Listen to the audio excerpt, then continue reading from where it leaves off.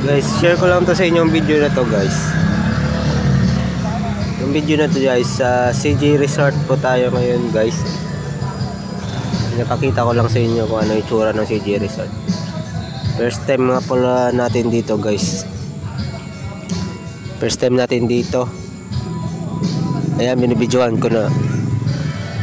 Binibidyohan ko lang kung ano yung itsura ng CJ Resort. So, sakit na tayo sa hagdan mamaya. Diba habang nagbibidyo ako niyan, gusto ko talaga mag-CR pa eh. So guys, pero ang ganda dito, no? First time ko kasi dito eh. Probinsya na rin. Magandang probinsya. Mas bandang Montalban, Rizal kasi to, guys eh. Yan yung mga motor na mga kasama ko. Sa meeting tayo ngayon kasi sa Move It. Grupo kasi itong mga Move It nito, may kani-kanyang grupo. Hindi ka lang basta sasali sa Move It. Kailangan may grupo. Yung iba naman walang grupo, yung mag-isa lang. Pero ang advice daw, guys, pag may grupo ka ay madali kang pag may problema, madali nilang ma-resolve pag may grupo. Kaya umattend ako dito sa natin sa meeting ng kumbaga mas maganda kasi pag present ka, yung hindi ka absent, kumbaga nagpa-participate ka, diba? Dito may mga video okay din dito, guys, oh.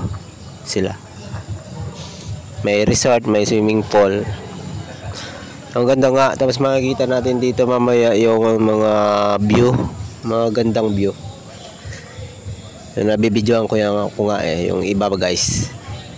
Ito, binibidyoan ko pa yung resort. Namili kasi ako mag-video, guys eh. Tapos binibidyoan ko yung paligid dito. Diba? Babiyahe na tayo ngayon, guys, sa Move It. Kaso mas maganda kung present tayo sa meeting eh. Diba, guys? Participate lang. Dito na rin para ako nagbo-voice over, nag-i-edit. So, vlog lang pag may time. So, parang libangan na rin vlog. Parang baliw na tayo dito, guys, nag-voice over. Pero ayos lang kasi gusto ko talaga ma-vlog eh. Hindi po, kahit hindi ka sobrang sikat, kahit simple lang, ay kumbaga kahit paano ay may vlog tayo. Kumbaga kahit konti kumikita, kumbaga pang part time lang natin. So ang ganda ng mga pool dito, binibidyohan ko para makakita din, magkaroon din yung idea.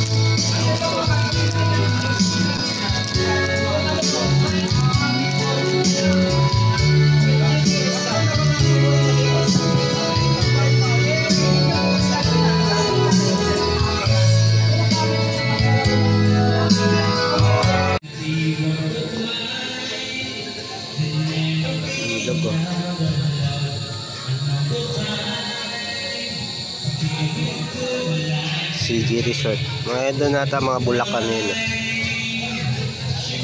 Ganda ng mundo. Ang ganda ng paligid.